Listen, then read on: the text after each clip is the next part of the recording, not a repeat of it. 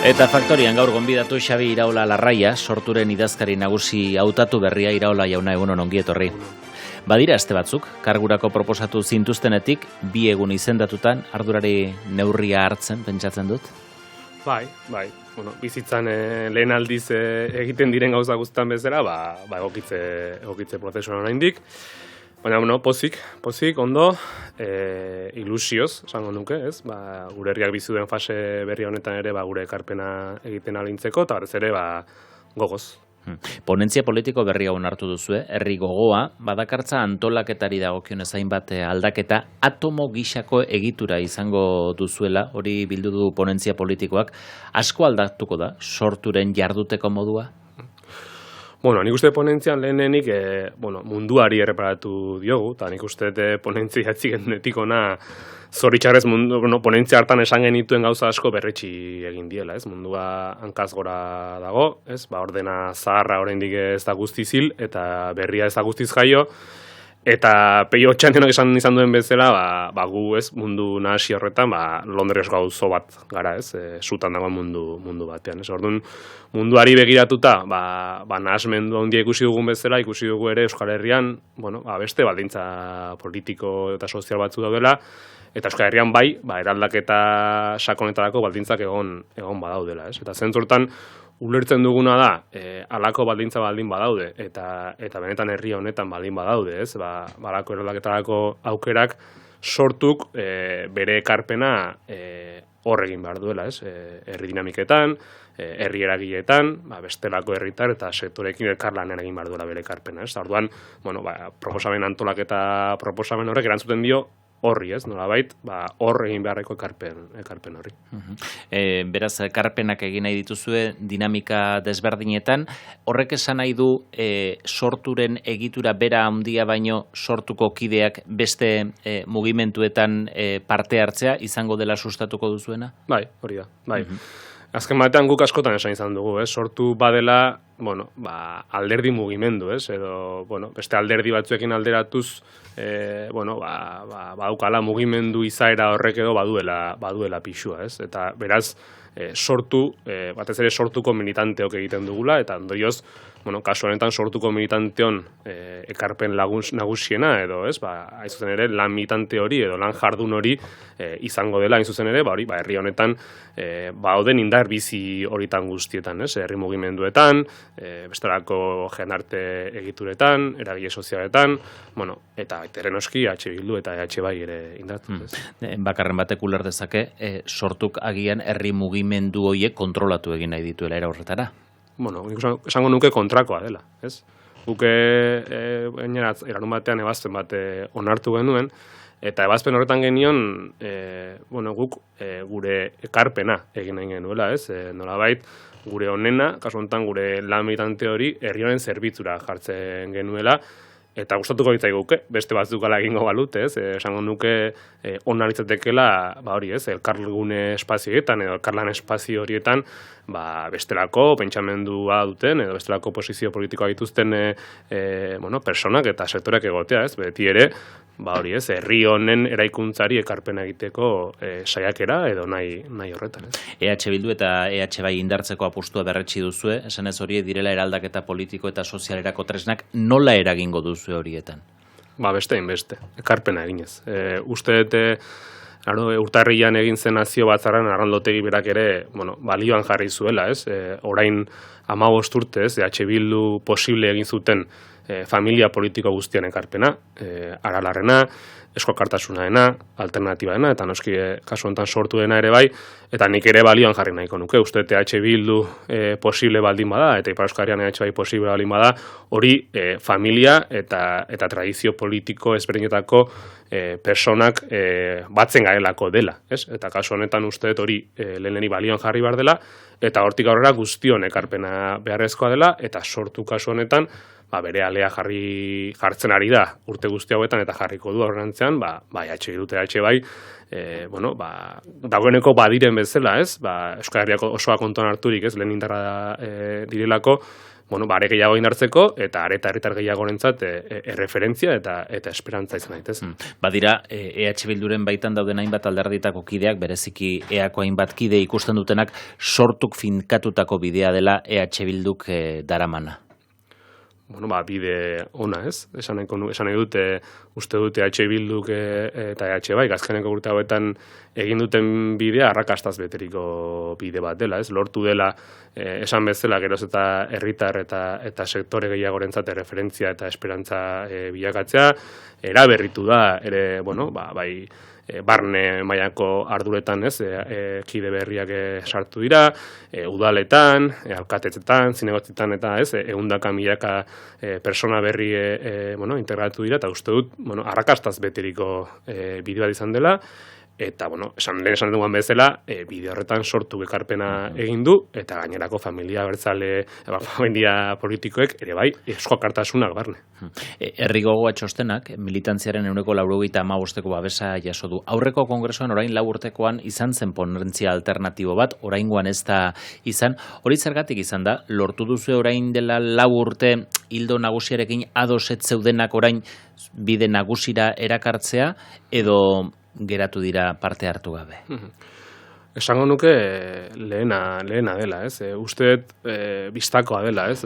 Ezkerra abertzaleak, azken 10-15 esango nuke, bide bati ekin ziola, estrategia aldaketa handi bat egin duela, baina hortik garatago, gaitasuna izan duela eraldaketa, sakonago batzoi ere bide emateko, ez? Nik uste kultura militante berri bat eratzen joan dela gure mugimenduaren baitan, proposamen politiko estrategiko berriak egin ditugula, euskalgintzaren inguruan, hezkuntzaren inguruan, azkena migrazioaren inguruan, prozesu feminista bat ere abian izan dugu, eta uste balioa etxi berriko zerbait dela, eta uste horrekin guztiarekin, joan garela edatzen mugimendu eraberritu bat, gure mugimenduaren proiektu politiko historikoaren sustraia mantenduta gaurkotzen eta eraberritzen joan den mugimendua dela gurea, eta zentzu horretan esango nuke, pixkanaka tenok ere, joan garela fase berri horretara egokitzen, eta mugimendu hori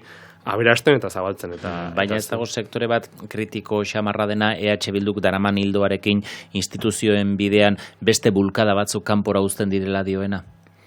Esango nuke, eta ponentzian ere ala jaso dugu, eta uste dut ezker abertzalearen tradizio politikoan hori beti egon dela presente, ez? Guk ulertzen dugu eraldaketa politiko eta eskala handiko eraldaketa politikoak egingo baldin baditugu, ezinbestean horrek eskatzen duela bulkada herritar indartsu bat, eta esango nuke herri gogoa ponentzia horretan hori jarri dugula erdigunean, ez? Herri gogoa izenak berak ere hori adierazten du, ez? Gure ustez hor funts nagusia edo ardaz nagusia hori dela, bulkada herritarra indartzea eta herri gogoa indartzea, eta alde behan uste dugu horrekin uztarturik behar dela, ez? Bultzada instituzional handi bat, behar dela baliabide instituzionalak ere aldaketa prozesu horren meseetara jartzea, ez?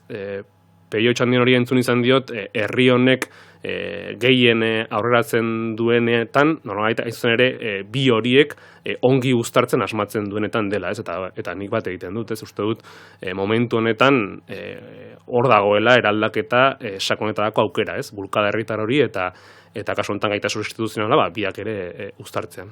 Proiektu nazionala eraberritzea jarri duzuen erronka bezala, egungo benaldia dituen erronkei erantzunez, zer da eguneratu beharra bezala identifikatu duzuena? Uste dut, lehen ere aipatu dut, ez? Munduan, mundua astintzea handi baten erdian dago, erronka berriak daude munduan, ez? Bai munduan, bai gure herrian, klimalarrialdia, migrazioa, ezberdintasun sozialak, digitalizazioa, halako erronka berri asko daude, eta uste dugu horietariko bakoitzari herri bezala eta nazio bezala erantzungo baldin badiogu, horrek eskatzen duela zuzen ere, nazio bezala ere, edo herri bezala, horietaroiko bakoitzaren inguruan daukagun perspektiba, daukagun proposamenak planteatu beharra dagoela. Esan bezala, azken urte hauetan dagoeneko, sortu bere posiziotik ari da, horien gainean ekarpen hori egiten, baina uste dut sortutik aratago herri erronka bat dela. Herri gisa dagokigula, horietariko bakoitzaren inguruko eztabaidak eman, eta herri bezala, edo nazio bezala, horietariko bakoitzean, ze posizio, munduan, daukagun toki txiki hontatik, ze posizio hartu nahi dugun, eta ze ekarpen egin nahi dugun, definitzen. Eta konexio arazo badago, politikarekin eta parte hartzearekin, proiektu o politikaren zentzu eraldatzailearekin birkonektatzeko erronka ere jarri duzuelako, horrek esan nahi du seinale deskonexio bat egon badagoela. Zalantzari da, Eta uste dute asteburu hau horren adibide dela, Guri asko kezkatzen gaitu komunikabide batzuetan, alderdi politiko batzuen bozeramaien ahotan, ze diskurso, ze praktika politiko dauden, eta gero, benetan horiek askotan herritarren kezekin ez dutela bat egiten, Eta gainera, horri gehitzen baldin badiogu, azken hilabete hauetan eta urte hauetan ikusi dugun bezala, alderdi politikoekin baten bueltan, ate birakariek daukaten pixua, edo eta getxon eman diren gertakaria bezalakoa, uste dut, zoritxarrez, posizio antipolitikoi atea zabaltzen ari garela, eta zoritxarrez, horren eskutik eskuin mutura dela indartzen ari dena, Eta zentzuetan uste dut, ni behintzat politikara, militantzia politikora, ez dakit, herrigintzatik lotu natzaio, ni lotarra naiz, herri bat, egunerokotasunean, herriko, bizitza soziala, kulturala, politikoa mantentzeko eta sortzeko ezinbestean herrigintzari lotu behar izan zaiona, eta uste dut, nolabait ere momentu honetan, non eskuin muturaren eskutik, posizio antipolitikoiak edatzen ari diren, ezinbestean beharrezkoa dela politikaren zentzu eraldatzaile horretara, politika nire ustez hori delako, mundu hobeago bat eta herri hobeago bat eraikitzeko tresna, horri bereskuratzeko momentua dela iruditzen zait, eta uste dut ezker abertzaleak eta sortuk, bere mugimendu izaera hortatik, herri honen zerbitzura dagoen mugimendu izaera hortatik,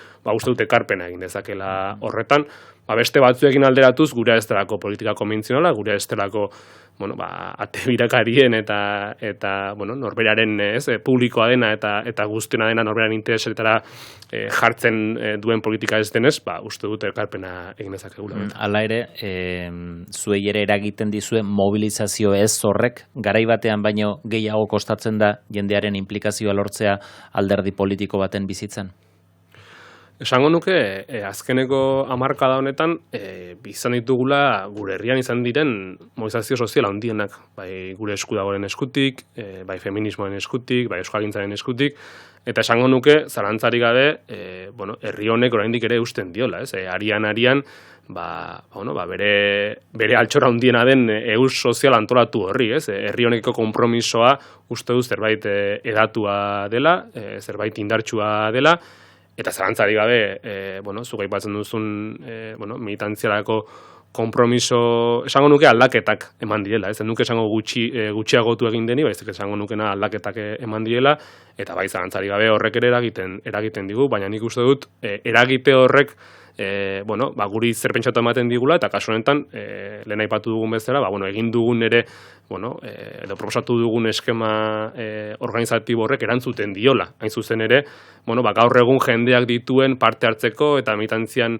aritzeko modu berri horretara egokitzeko nahi bat badago, eta uste gu hortik indarrak gutxiagotu beharrean kontrako, indarrak biderkatu ere egin naitezkeela, eta gure saiakera izango da antolaketa eredu berri horrekin indarrak biderkatzea. Erronken artean jarri duzu baita ere Euskal Estatuaren oinarriak eraikitzeko, edo Estatua eraikitzeko oinarri horiek ezartzea, eremu bakoitzeko errealitatetik abiatuta. Euskal Autonomia Erkidegoaren kasuan, estatus berri baterako hizketan alderdiak ari dira, diskrezioz, badirudi oztopoa daudela eta akordioa zail dagoela, hainbat iturrik hori diote, sortuk ikusten ditu arazoiek, onartuko luke sortuk nazio aitortza bai, baina erabakitzeko eskubidea onartzen ez duen estatutu berri bat? uste jakina dela gu independentista gara, guk Euskal Errepublika eraiki nahi dugu, baina uste dugu han bihar eta han egoteko orain eta hemen abiatu behar dugula bidea, ez da zentzorretan, esan izan dugu azkeneko hilabete hauetan, momentu honetan uste dugula bide hori hasten dela herri honen nazio izaera aitortuta, hortik abiatzen dela bide hori, eta gakoa hain zuzen ere badela, nolabait, harreman ereduaren inguruan aldaketa handi bat ematea, kasu honetan, Espainia estatuarekiko daukagun harreman eredu horretan, ez? Eta horren adibide arbiena esango nuke badela, azkeneko aste hauetan ere, nolabait transferentzien gaiarekin egon den polemika guzti hori, ez? Azken batean horren atzean ez dagoelako transferentzia bat edo beste egokia den edo ez den, baizik eta zalantzari gabe guk ere herri honentzateko onena den edo onna izango den guzti horren alde egongo gara, eta transferentzia horiek hemen izatea gu horren alde gaude, baina uste dut biztan agerian uzten duela, hain zuzen ere aldatu beharrekoa dela harreman eredua, ez? Ta alde nenean gure esku dauden eskumen horiek guztiak blindatzea izan behar dela gure lehentasuna. Beraz, ulertzen dut erabakitzeko eskubidea nahi zenuketela, baina momentu hontan hori onartu gabe ere blindaje batekin, eskumenen blindaje batekin ontzat eman dezakezuela prozesua?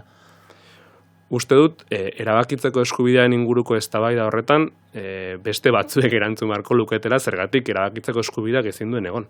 Bai, uste dut, elkarrizketa horietan gauden indar politiko guztiak ustez demokratikoa, indar demokratikoa garela eta demokrazian sinisten dugula, eta niri, harritzekoa egiten zait, edo kuriosoa iruditzen zait, bere burua demokratikotzat duen alderdi batek zergatik daukan hainbesteko arazoa, herri bati edo kasu honetan nazio bati erabakitzeko eskubidea aitortzeko.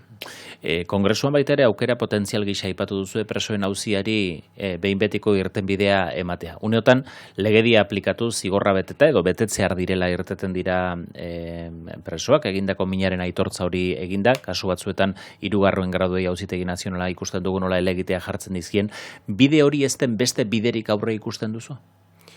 Uste dut, aipatu duzun kolektibo horren gainean, hamarkadetan salbuespena izan dela arau.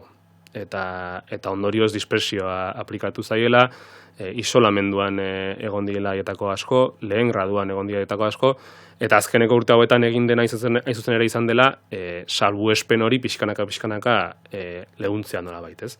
Baina oraindik ere, badira, salbuespenezko neurriak, eta guk uste esaten duguna momentu honetan hori da, eta bidea argia da, eta da, arau bidea bete dadia, eta arau bidea beteta, momentu honetan kolektibo hortako presoen gehiengo zabala kalea zapaltzen egon marko izateke, ez? Beraz, uste dugu momentu honetan bidea hori dela, bidea hortik egin behar dela, eta momentu honetan bide hori egiten ari dela. 32 urte dituzu, zure ibilbide militantea garatu duzu, etak bere jarduna amaitu ondorenean, Ezker Abertzaleari sarri eskatzen zaio, etaren jardunetik edo etaren jardunarekiko irakurketa kritiko egitea, halako urratsik egiteko asmorik badu sortuk?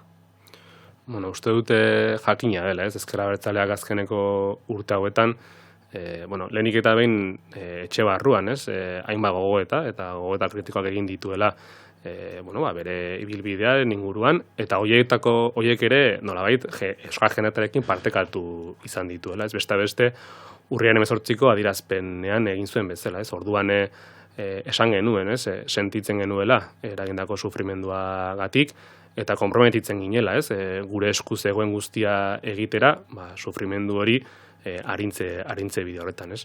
Eta nik lehen personan bat egiten dut adierazpen horiekin, uste dut adierazpen hori egin genuenetik aurrera, atzetik ere bai, noski, baina aurrera ere jarraitu dugula, orduan hartu genuen konpromiso horrekin, alegia sufrimendu horren arintze horretan gure ekarpena egiten, gaur daguna, ez, gutariko askok, sufrimendu ezberdinak bizan dituzten biktimekin harremanetan gaudela, eta zentzortan balioan jarri nahiko nuke, edo balioetxi nahiko nuke, biktima horietako askok ere, gurekiko daukaten, gertasuna, gurekiko daukaten empatia, eta egite duten ariketa, sendo hori, herri honek behar duen elkarbizitza eta memoriaren eraikuntzarako.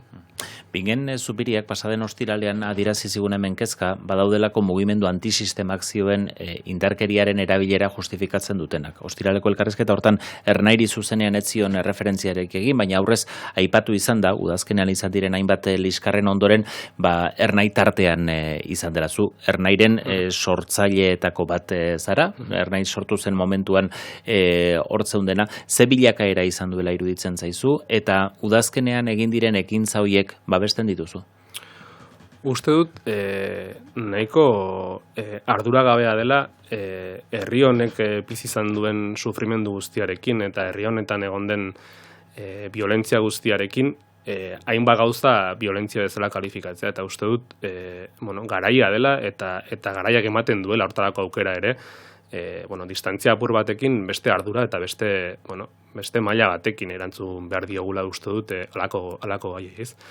Eta Ernairi dagokionean esango dizut oso harro nagoela, Ernaiko kide izanaz, Euskal Herriarekiko konprometitzeko aukera eman zian Ernaik, uste dut beste herri honetan beste milaka gazteri bezalaxe, eta gazteak politikarekiko atxikimendu falta dutela, gazteek politikarekiko interesik ez dutela, eta alakoak maiz entzuten diren garaiotan, uste dut, Ernai bezalako gazte antolakundeak, herri honekiko konprometitzen diren milaka gaztez osaturiko antolakundeak zaindu beharreko zerbait direla, eta ez soilik ezkerra bertzara zaindu beharreko zerbait, baizik, eta uste dut herri honetako beste eragile batzuk ere, eta beste herritarrek ere zaindu beharreko zerbait dela.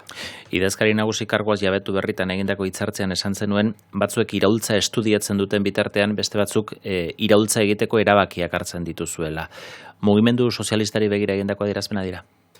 Ez, gure buruari egindako autoafirmazio bat zen, egia esan. Uste dut, ezkerra abertzalearen onena, edo ezkerra abertzalea duen onena, bere praktika politikoa dela, bere lan militantea dela, eta sarri, teorietatik igual urrun gauden mugimendua gara, ziur asko, baina uste dut gure praktika politikoa, balioan jarri beharreko zerbait dela, gure praktika politikoak egiten gaituela, eta saldi horrek egiten zion referentzia nolabait horretan jarraitzeko dei bati.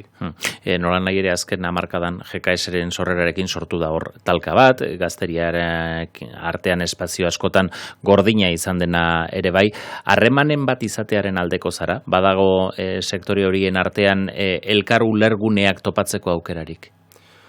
Uste dut gure proiektu politikoa argia dela, gu independentista gara, abertzalea gara, ezkertiarra gara, eta guk larun batean onartu genuen ebazpena esaten genuen, guk bide hori, Euskal Herria aske eta sozialista egitzeko bide hori ez genuela bakarrik egin nahi. Uste dugu ez dela desiragarria, eritzakela desiragarria edo komenigarria izango, antolakunde bakar batek alizatekotan ere, ez du asko ezinezko alizateke, baina alizatekotan ere antolakunde bakar batek hori eskuratzea, eta zenturetan gu elkarlan esparru askotan ari gara, bai mugimendu feminista, mugimendu eskualtzalean, sindikalgintzan, bestelako alderdi politiko batzuekin ere, Bilduen baitan, eta gu elkarlan esparru horietan lanean ari gara eta jarraituko du.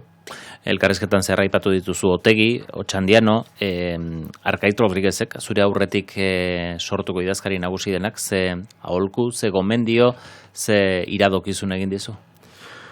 Esango nuke, eman didan aholkurik onena izan dela ni neu izateko. Eta, horretan saiatuko gara, ez dakit askorik edo daukagun erakusteko edo, baina daukagun hori, humiltasun osoz, erakutsiko dugu. Xabi Iraola Larraia, sorturen idazkari nagusi berria, eskerrik asko gaur Euskadi Irratira etortzegatik, aurrerago ere izango da aukerarik. Eskerrik asko, Iñaki. 9:00 jo berri dira.